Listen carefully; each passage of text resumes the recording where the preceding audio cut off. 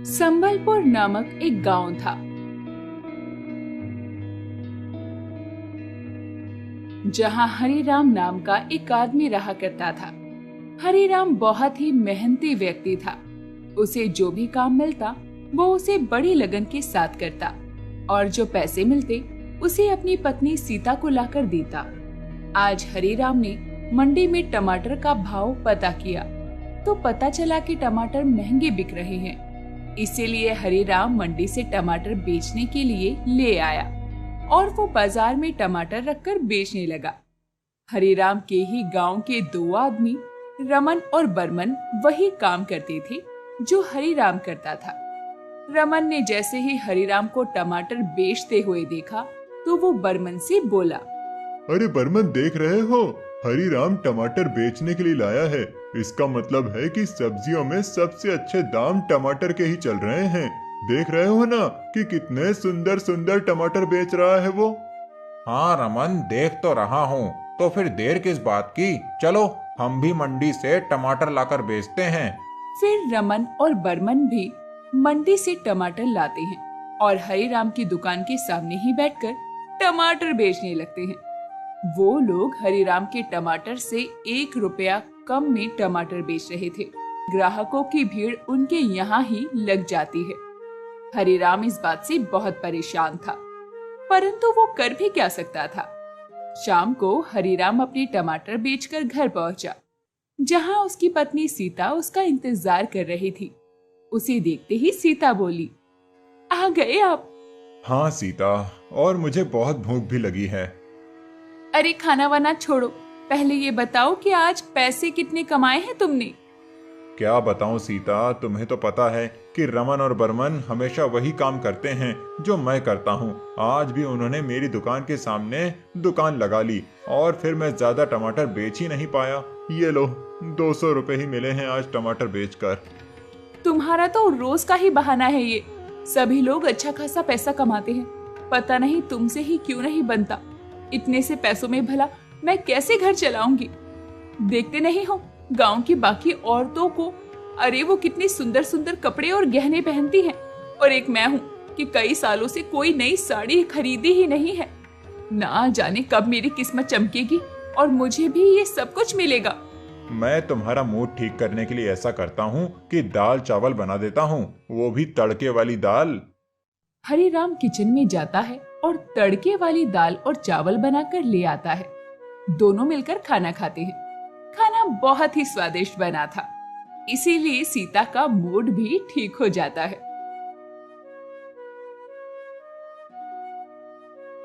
अगले दिन हरिराम फिर से बाजार जाता है और सोचता है, आज तो मैं टमाटर नहीं बेचूंगा क्योंकि रमन और बर्मन भी टमाटर बेच रहे हैं। ऐसा करता हूँ कि भुट्टों का सीजन है, भुट्टे भूंज कर बेचता हूँ, इससे काफी अच्छा फायदा होगा मुझे। फिर हरिराम मंडी से कुछ भुट्टे खरीद लाता है और गांव में भुट्टे भूंजकर बेचने लगता है। रमन और बर्मन ने हरिराम को भुट्टे बेचते हुए देखा तो रमन कहने लगा, देख रहे हो बर्मन, हरिराम भुट्टे बेच रहा है। इसका मतलब है कि भुट्टों में बहुत फायदा है। चलो हम भी मंडी जाकर भुट्टे ले आते हैं और उन्हें भूंजकर हरिराम से भी कम दाम में बेचेंगे, तो उसकी दुकान के सारे ग्राहक हमारी दुकान पर आ जाएंगे, तुम देखना। इसके बाद रमन और बर्मन भी सब्जी बाजार से भुट्टे खरीद कर ले आए और हरिराम की दुकान के सामने ही बैठकर भुट्टे बेचने लगे और उन्होंने अपने भुट्टे की कीमत हरिराम के भुट्टों से कम रखी। अरे भैया चलो चलो, हम सब रमन और बर्मन की दुकान पर चलते हैं, वो हरिराम से सस्ते भुट्टे बेच रहे हैं। हाँ हाँ भाई, तुम सही कह रहे हो, चलो चलो हम सब रमन और बर्मन की दुकान पर चलते हैं। इसी तरह सारे के सारे ग्राहक अब रमन और बर्मन की दुकान पर आ गए। हरिराम इन सब बातों से बहुत परेशान था। जैसे तैसे वो अपने भुट्टे बेचकर घर पहुंचा और पैसे सीता के हाथ में दिए। कम पैसे देखकर सीता गुस्सा होकर बोली, आज तुम फिर से इतने कम पैसे लेकर आए हो, मैं तो परेशान हो गई हूँ। कल चाचा चाची घर आने वाले हैं, इतने कम पैसों में घर चलाऊं या मेहमानों को खाना खिलाऊं, मुझे तो कुछ समझ नहीं आता। अरे सीता, इतना गुस्सा क्यों करती हो? लाओ, आज मैं तुम्हारे लिए कोई अच्छी सी सब्जी बना देता हूँ जिसे खाकर तुम्हारा मूड ठीक हो जाए। बस बस, तुम तो रहने ही दो। कोई जरूरत नहीं है मेरा मूड ठीक करने की। कल चाचा चाची आ जाए तो उनके लिए सब्जी बनाना।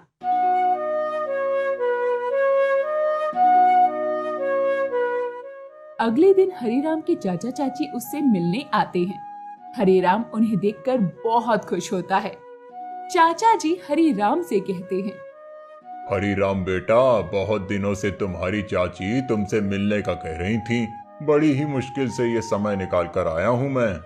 अच्छा किया चाचा जी जो आप मुझसे मिलने चले आए। आप लोग हाथ मुंह धो लीजिए, मैं आपके लिए गर्मा गर्म तड़के वाली दाल और चावल अपने हाथों से बनाता हूँ। मुझे याद है कि चाची जी को मेरे हाथों के बने दाल चावल बहुत पसंद थे। हाँ हरिराम, तुम सही कहते हो।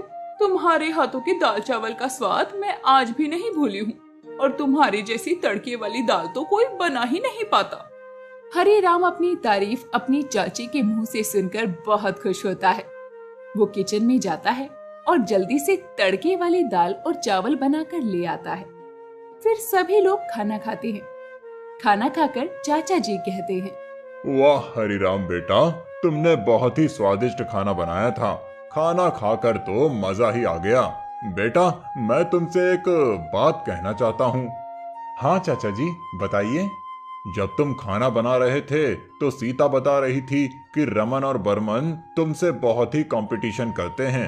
जो जो तुम काम करते हो वो भी वही काम करने लग जाते हैं, और इस तरह तुम्हारा कोई भी काम अच्छा नहीं चल पाता। हाँ चाचा जी, सीता कहती है। मैं तो बहुत ही परेशान हूँ। समझ नहीं आता कि ऐसा कौन सा काम करूँ जिससे कि वो मुझे परेशान ना कर पाएं। अरे तो इसमें इतना सोचने वाली क्या बात है? तुम्हें अपने हुनर का इस्तेमाल करना चाहिए, जिससे कि वो लोग तो क्या, कोई भी तुम्हारी नकल नहीं कर पाएगा। मैं समझा नहीं चाचा जी, आप क्या कहना चाहते हैं? हरिराम, तुम्हारे चाचा जी ये कहना चाहते हैं कि तुम बहुत ही अच्छा खाना बनाते हो। तुम अपने इस हुनर का इस्तेमाल अपने काम में क्यों नहीं करते? हाँ हरिराम, मैं यही कहना चाह रहा था कि तुम तड़के वाली दाल और चावल का ठेला खोल लो और ठेले पर दाल चावल रखकर बेचा करो। हाँ चाचा जी, आप सही कहते हैं, लेकिन रमन और बर्मन भी मेरी नकल जरूर करेंगे। देखो रमन, बचपन से ही तुम्हें खाना बनाने का शौक है और तुम्हारे हाथों का बना हुआ खाना बड़ा ही स्वादिष्ट होता है। अगर वो तुम्हारी नकल भी करेंगे तो तुम्हारी तरह स्वादिष्ट खाना नहीं बना पाएंगे। हाँ चाचा जी, आपने बिल्कुल सही कहा। मैं कल ही दाल चावल का ठेला खोल लेता हूँ।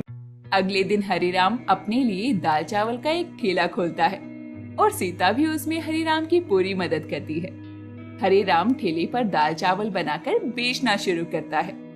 धीरे धीरे उसके ठेले पर ग्राहकों की संख्या बढ़ने लगती है। जब रमन और बर्मन ने ये देखा तो रमन बर्मन से बोला, देख रहे हो, हरिराम ने दाल चावल का ठेला खोल लिया है और कितने सारे ग्राहक हैं उसकी दुकान पर। हाँ भाई रमन, मैं भी देख ही रहा हूँ। तो चलो, देर किस बात की, हम भी दाल चावल का ठेला खोल लेते हैं, फिर सारे ग्राहक हमारी दुकान पर आएंगे। और फिर अगले दिन रमन और बर्मन ने भी दाल चावल का ठेला खोल लिया। उन्होंने अपनी दाल चावल की कीमत हरिराम की दाल चावल से कम रखी। ये देखकर सारे ग्राहक रमन और बर्मन की ठेली पर आने लगे। परंतु जल्दी ही ग्राहकों को ये समझ में आने लगा कि रमन और बर्मन के ठेले के दाल चावल उतने स्वादिष्ट नहीं थे जितने के हरिराम के ठेले के। अरे भैया, रमन और बर्मन के ठेले के दाल चावल उतने स्वादिष्ट नहीं हैं जितने हरिराम के ठेले के। हाँ भाई, तुम सही कहते हो। भले ही 2 पैसा महंगा मिले, लेकिन खाना तो स्वादिष्ट होना चाहिए। और वैसे भी हरिराम के तड़के वाली दाल खाकर मजा ही आ जाता है। चलो चलो, हम हरिराम के ठेले पर ही जाएंगे। इस तरह अब ज्यादातर ग्राहक हरिराम के ठेले पर आने लगे और हरिराम का ठेला अच्छी तरह चलने लगा। कुछ दिनों के बाद हरिराम अपनी पत्नी से बोला, सीता, मेरे पास कुछ पैसे जमा हो गए हैं। मैं सोच रहा हूँ कि तुम्हें सुंदर सुंदर साड़ियाँ और गहने दिला दूं। हम कल ही बाजार जाएंगे और मैं तुम्हें अपनी जरूरत का सारा सामान दिला दूंगा। नहीं जी, अभी उसकी कोई जरूरत नहीं है। क्यों जरूरत नहीं है? तुम ही तो मुझ पर गुस्सा किया करती थी कि गांव की सभी औरतें गहने और नए कपड़े पहनती हैं और मैं तुम्हें कुछ नहीं दिला पाता। आज जब मैं तुम्हें दिलाने के लिए कह रहा हूँ तो तुम मना कर रही हो। अजी, मैं सोच रही थी कि हम अपनी दाल चावल के ठेले को थोड़ा बड़ा कर लेते हैं। वहाँ हम एक ढाबा बना लेते हैं ताकि जो लोग आते हैं उन्हें बैठकर खाने के लिए जगह भी मिले। इस तरह हमारा ढाबा थोड़ा ज्यादा चलेगा और थोड़ा ज्यादा पैसा आएगा। और गहने और कपड़ों का क्या है, वो तो मैं बाद में भी खरीद सकती हूँ। ठीक है सीता, जैसी तुम्हारी मर्जी।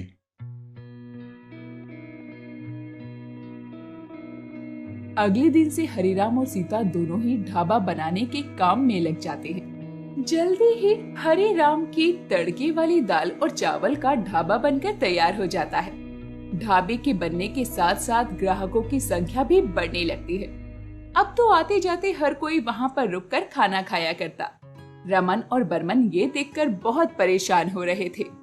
रमन बोला, देख रहे हो बर्मन, हरिराम ने तो अपने ठेले को ढाबे में बदल दिया और सारे ग्राहक भी वहीं जा रहे हैं।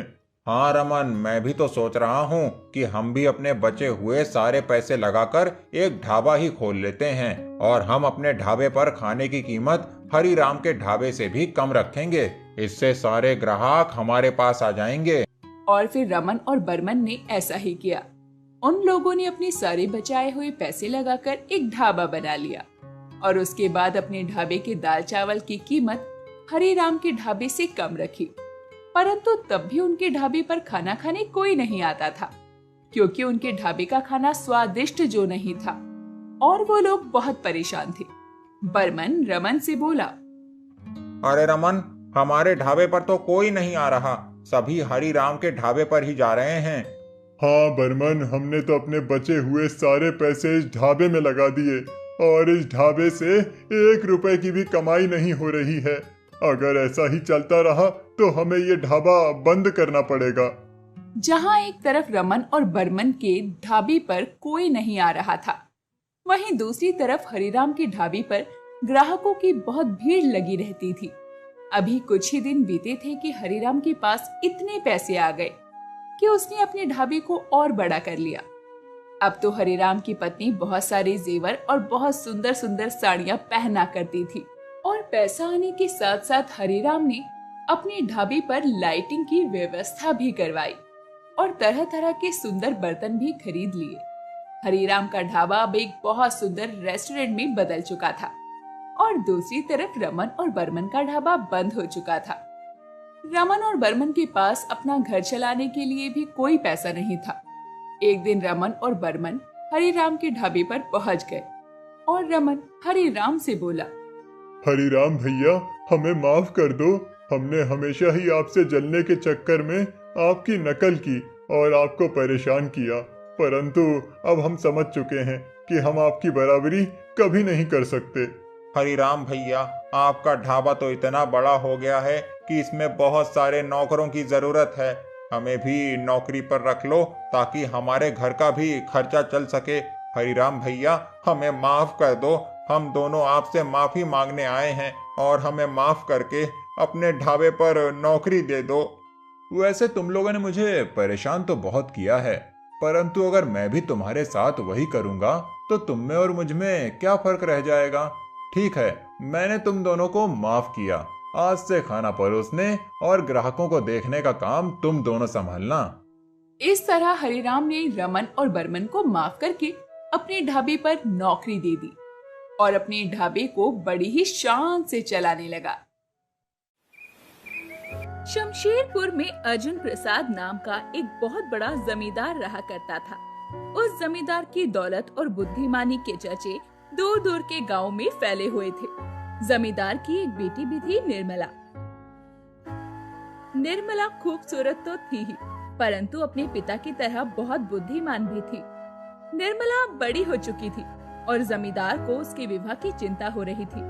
एक दिन जमींदार अपनी पत्नी जानकी से बोला, जानकी, मैं अपनी पुत्री का विवाह अपनी ही तरह किसी बड़े जमींदार के घर में करना चाहता हूँ और इसके लिए मैंने पंडित जी से बात भी कर ली है। पंडित जी बता रहे थे कि पड़ोस के गांव के जमींदार अमृत लाल का भी एक बेटा है मैंने उन लोगों को बुला लिया है, तो तुम नाश्ते और खाने का प्रबंध कर लो। जी सब हो जाएगा। अर्जुन प्रसाद की पुत्री निर्मला ये सब पीछे खड़े होकर सुन रही थी। अपने पिता के जाने के बाद निर्मला अपनी माँ से बोली, माँ, मुझे किसी अमीर लड़के से शादी नहीं करनी, बल्कि मैं तो एक समझदार, मेहनती और आत्मसम्मान से भरे युवक की तलाश में हूँ। आप पिताजी से कहिए ना, मुझे अपना वर चुनने का अधिकार दें। बेटा, तुम तो जानती हो कि तुम्हारे पिताजी का नेचर कितना गुस्सैल है। अगर उन्होंने फैसला ले लिया है तो वो किसी की नहीं सुनेंगे। और फिर तुम तो उनकी एक लौती संतान हो। वो तुम्हारा विवाह किसी भी गरीब परिवार में नहीं होने देंगे, बल्कि वो किसी बहुत ही अमीर और संपन्न परिवार में ही तुम्हारा विवाह करेंगे। इसीलिए तुम इन सब के बारे में मत सोचो और अपने विवाह की तैयारी करो। निर्मला की माँ ऐसा कहकर वहां से चली जाती है। निर्मला भी उदास होकर अपने कमरे में आ जाती है। तभी निर्मला की नौकरानी, जो कि उसकी अच्छी सहेली भी थी, उसके पास आती है और कहती है, निर्मला दीदी, आपको इतना उदास नहीं होना चाहिए। नहीं शीला, मैं किसी भी कीमत पर उस लड़के से शादी नहीं करूंगी जिसे मैं पसंद नहीं करती। तुम तो मेरी सहेली हो ना, तुम तो मुझे अच्छी तरह से जानती हो। अब तुम ही बताओ कि इससे बचने का कोई तो उपाय होगा ना। दीदी, इससे बचने का एक ही उपाय है, आप यहाँ से भाग जाओ। निर्मला को शीला की ये बात जम गई। निर्मला शीला की मदद लेकर अपने कमरे की खिड़की से बाहर कूद गई और वहाँ से भाग गई। निर्मला भागते भागते काफी आगे निकल चुकी थी। वो काफी थक गई थी और पेड़ के नीचे बैठकर आराम करने लगी। तभी वहाँ दो बदमाश आए। उन्होंने निर्मला को पेड़ के नीचे बैठा हुआ देखा और एक बदमाश ने दूसरे से बोला, देख रहे हो भाई, इतनी सुंदर लड़की है और इस घने जंगल में बिल्कुल अकेली। चलो इसे पकड़कर शहर ले चलते हैं और इसे बेच देते हैं। निर्मला ने उन दोनों की बातें सुन ली। वो दोनों बदमाश निर्मला की तरफ लपके। निर्मला तेजी में वहां से भागी। भागते भागते निर्मला एक गांव में पहुंची। सामने उसने देखा कि एक नवयुवक खेतों में हल चला रहा था। निर्मला उसके पास पहुंची और बोली, मुझे बचा लीजिए प्लीज, मुझे इन बदमाशों से बचा लीजिए। उसके बाद उस युवक ने दोनों बदमाशों की खूब पिटाई की और उन्हें वहां से भगा दिया।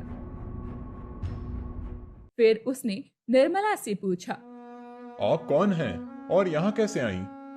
निर्मला ने मन ही मन सोचा, अगर मैं इसे सब कुछ सच बता दूंगी कि मेरे पिता एक अमीर व्यक्ति हैं, तो ये तुरंत ही मुझे अपने पिता के पास ले जाएगा। और फिर निर्मला बोली, मेरा नाम कंचन है। मेरे माता पिताजी की मृत्यु बचपन में हो गई थी और सौतेली माँ मेरी शादी एक बूढ़े से कर देना चाहती थी, जिस वजह से मैं भागकर यहाँ आ गई। अकेले होने के कारण रास्ते में इन बदमाशों ने मेरा पीछा किया। मैं बड़ी मुश्किल से अपनी जान बचाकर आपके पास आई हूँ। मुझे यकीन है कि आप एक अच्छे व्यक्ति हैं। कृपया आप मुझे शरण दे दीजिए, वरना मुझे आत्महत्या करनी पड़ेगी। अरे नहीं नहीं, इसकी कोई जरूरत नहीं है। तुम मेरे साथ मेरे घर चलो। किशोर निर्मला को अपने घर पर ले जाता है। किशोर के घर में उसकी एक बहन भी थी। वो निर्मला को देखकर बहुत खुश हुई। किशोर ने निर्मला के बारे में सारी बात बताई। किशोर की बहन करुणा बोली, बहुत अच्छा किया भैया, जो कंचन दीदी को आप यहाँ ले आए। अब कंचन दीदी हमारे साथ रहेंगी और मैं इनका बहुत ध्यान रखूंगी। वैसे भी मैं अकेली बोर हो जाती हूँ। मुझे भी कंचन दीदी के रूप में एक सहेली मिल गई। अब निर्मला कंचन बनकर किशोर के घर पर रहने लगी। दूसरी तरफ जब जमींदार को पता चला कि उसकी बेटी घर से भाग गई है, तो उसे अपनी गलती का एहसास हुआ। उसने अपनी बेटी को ढूंढवाने में कोई कसर बाकी नहीं रखी, परंतु निर्मला की कोई खबर उसे नहीं मिली। इधर निर्मला धीरे धीरे किशोर को पसंद करने लगी। उसे किशोर के घर में बहुत अच्छा लगने लगा।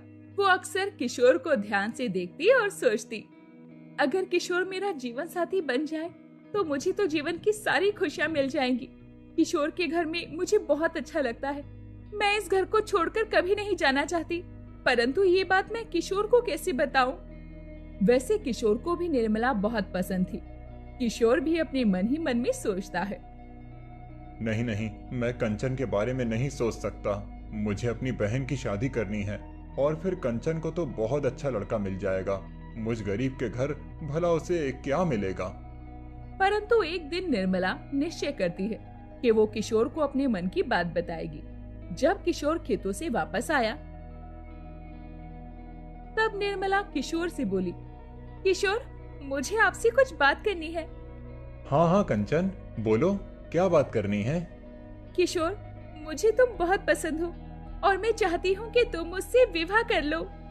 कंचन, मैं भी तुम्हें पसंद करता हूँ और मैं तुमसे विवाह करना भी चाहता हूँ, परंतु मेरी बहन मेरी जिम्मेदारी है। जब तक मैं उसका विवाह नहीं कर लेता तब तक मैं अपने विवाह के बारे में सोच नहीं सकता और उसके विवाह के लिए मुझे बहुत सारे पैसों की जरूरत है, क्योंकि मैं उसका विवाह ऐसे करना चाहता हूँ कि उसे पिता की कमी का एहसास भी ना हो।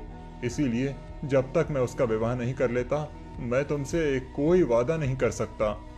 ऐसा कहकर किशोर वहां से चला जाता है। ऐसे ही समय बीत रहा था। जहां एक तरफ निर्मला किशोर के यहाँ सब कुछ भूलकर बहुत खुश थी, वहीं दूसरी तरफ जमींदार अपनी खोई हुई बेटी को ढूंढने के लिए परेशान था। एक दिन जमींदार उस राज्य के राजा के दरबार में आया और उसने राजा को सारी बात बताई। फिर वो बोला, महाराज, मेरी पुत्री को किसी भी तरह से ढूंढ लीजिए। मैं जानता हूँ कि वो इसी राज्य में कहीं न कहीं है। ठीक है अर्जुन प्रसाद, तुम चिंता मत करो। मैं आज ही अपने सिपाहियों को आदेश देता हूँ कि तुम्हारी पुत्री इस राज्य में जहाँ भी हो वो उसे ढूंढ कर लेकर आए। राजा ने अपने सिपाहियों को आदेश दिया। सिपाहियों ने निर्मला को ढूंढना शुरू किया। कुछ दिन बीत गए परंतु निर्मला नहीं मिली। राजा मायूस होकर जमींदार से बोला, अर्जुन, मेरे सिपाहियों ने तुम्हारी पुत्री को हर जगह तलाश किया, परंतु निर्मला पूरे राज्य में कहीं नहीं मिली। उसे ढूंढने का कोई तरीका तुम ही बताओ। महाराज, उसे ढूंढने का तरीका उसके गुरुजी बता सकते हैं। उन्होंने निर्मला को पढ़ाया है और वो निर्मला को बहुत अच्छी तरह से जानते हैं। इसके अलावा वो बहुत बुद्धिमान भी हैं। महाराज ने खबर देकर निर्मला के गुरुदेव को बुलवाया और कहा, गुरुदेव, हम निर्मला को ढूंढने के सारे प्रयत्न कर चुके हैं, परंतु निर्मला हमें नहीं मिली। अब आप ही निर्मला को ढूंढने का कोई तरीका कृपया करके हमें बताइए। हमें पूर्ण विश्वास है कि आप निर्मला को ढूंढने का कोई उचित समाधान अवश्य निकालेंगे। राजन, निर्मला बहुत बुद्धिमान है। आप सारे राज्य में ये ऐलान करवा दीजिए कि जो कोई व्यक्ति कागज में हवा भरकर आपके पास लाएगा उसे उचित इनाम दिया जाएगा। मुझे पूर्ण विश्वास है कि इस पहेली को निर्मला के सिवा इस राज्य में कोई भी नहीं सुलझा पाएगा। और फिर ऐसा ही हुआ। राजा ने पूरे राज्य में ये ऐलान करवाने का आदेश दिया। उसके बाद सैनिक राज्य में ऐलान करने लगे, सुनो सुनो सुनो सुनो सुनो सुनो, महाराज ने ऐलान करवाया है कि जो कोई भी व्यक्ति महाराज के सामने कागज में हवा भरकर पेश करेगा, महाराज उसे उचित इनाम देंगे। सुनो सुनो सुनो। गांव के सभी लोगों के साथ साथ निर्मला भी राजा का ये ऐलान सुन चुकी थी। लोगों को ये समझ नहीं आ रहा था कि आखिर कागज में हवा कैसे भरी जा सकती, परंतु निर्मला ये ऐलान सुनकर मन ही मन सोचने लगी, ये पहेली इतनी मुश्किल तो नहीं है। अगर मैं किशोर को इसका उत्तर बताकर राजा के पास भेज दूं, तो राजा किशोर को बहुत अच्छा इनाम देंगे और इनाम के पैसों से किशोर अपनी बहन करुणा की शादी कर पाएगा, और अगर करुणा की शादी हो गई तो फिर किशोर मुझसे भी अवश्य शादी कर लेगा। निर्मला इन्हीं सभी ख्यालों में खोई हुई थी। तभी करुणा वहां आई और बोली, किन ख्यालों में गुम हो दीदी? करुणा, मैं सोच रही थी कि जो ऐलान महाराज ने करवाया है ना, उसका उत्तर देकर किशोर को महाराज के पास भेज दिया जाए। हाँ दीदी, परंतु आपके पास इस प्रश्न का उत्तर है? हाँ करुणा, मुझे इस अनोखे प्रश्न का उत्तर पता है। दीदी, आपके और भैया के बीच जो भी सारी बातें हुई वो मैंने सुनी। आप चिंता ना करें, मेरे घर में जब भी कोई भाभी बनकर आएगी तो वो केवल आप ही होंगी। निर्मला करुणा की बातें सुनकर मुस्कुरा उठी। अगली सुबह निर्मला ने किशोर को सारी बात बताई। कागज का पंखा देकर किशोर को राजा के पास जाने को कहा।